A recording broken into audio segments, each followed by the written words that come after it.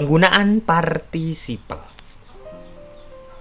Penggunaan participle yang pertama pada dasarnya digunakan sebagai verb. Namanya juga participle adalah kata kerja yang diambil dari verb, yaitu berbentuk verb 3 atau verb ing.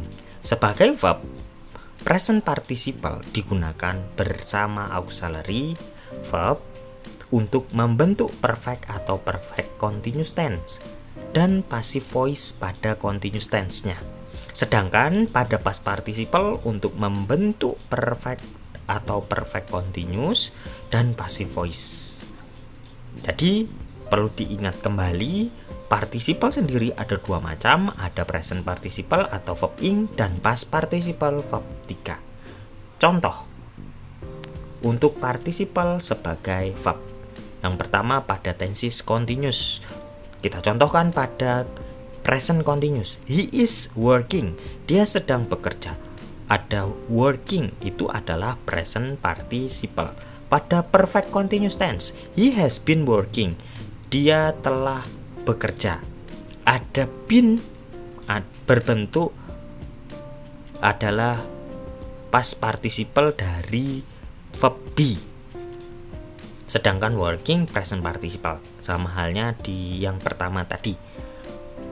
Contoh ketiga pada perfect. Kita contohkan pada present perfect. He has worked. Dia sudah bekerja. Ada past participle berbentuk worked. Pada tenses passive perfect. He has been working. Kalau untuk perfect continuous, sedangkan pasifnya he has been worked. Dia telah dipekerjakan. Nah, been itu past participle, work juga past participle. Jadi ada double past participle. Boleh? Boleh. Pada passive continuous, contohnya present continuous passive. The report is being typed. Laporan tersebut sedang diketik. Being itu adalah present participle dari verb be, sedangkan type itu past participle-nya. Jadi boleh dikombinasikan. Bisa dipelajari kembali bentuk-bentuknya pada tenses. Kalau teman-teman mau mempelajari kembali. Kalau tidak, kalau fokusnya hanya TOEFL, yang penting diketahui ada bentuk present participle dan past participle yang berfungsi sebagai verb. Penggunaan yang kedua, participle berfungsi sebagai adjektif atau kata sifat. Kata ini berasal dari verb yang berupa action atau state of being, keadaan. Jadi ada yang action, ada yang berupa keadaan. Fungsinya menerangkan noun di mana posisinya selalu berada di dekat kata benda tersebut. Selalu berada di dekat noun. Bisa di depannya atau setelahnya. Verbal ini digunakan pada noun phrase dan reduced adjective clause. Noun phrase, si participle di depan nounnya. Kalau reduced, si participle berada di belakang nounnya. Present participle digunakan pada active voice, reduced adjective clause dengan cara relative pronoun dan verb to be atau auxiliary yang lain dihapus serta ditambahkan ing pada active verbnya. Jika berbentuk verb 1, verb 2, nanti diganti jadi verb ing.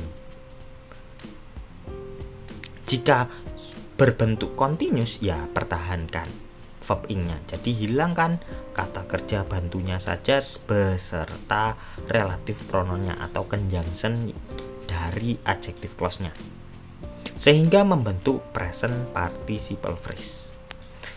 Sedangkan past participle sebenarnya langkahnya sama juga dengan si present participle ketika dia dari reduced adjective clause dengan menghilangkan relative pronoun dan verb auxiliary-nya jika ada, kita hapus serta ditambahkan being sebelum past participle jika adjective clause-nya berbentuk continuous tense.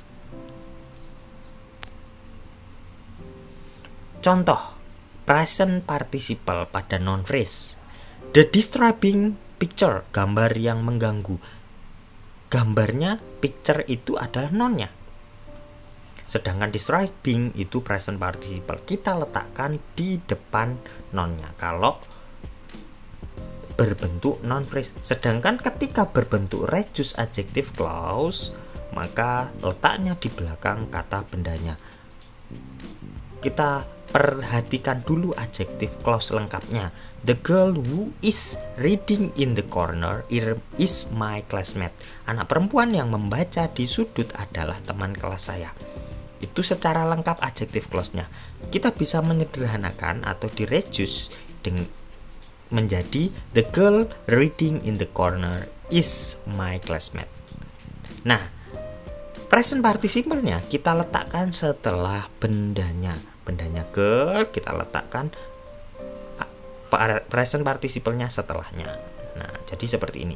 Mau teman-teman tulis lengkap maupun diringkas, artinya tetap sama. Anak perempuan yang membaca di sudut adalah teman sekelas saya.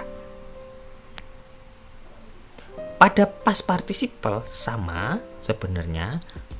Jika noun phrase ya letaknya sebelum nounnya untuk past participle. Contoh, the broken glasses, kacamata yang pecah. Glasses bendanya kita taruh past participle di depannya.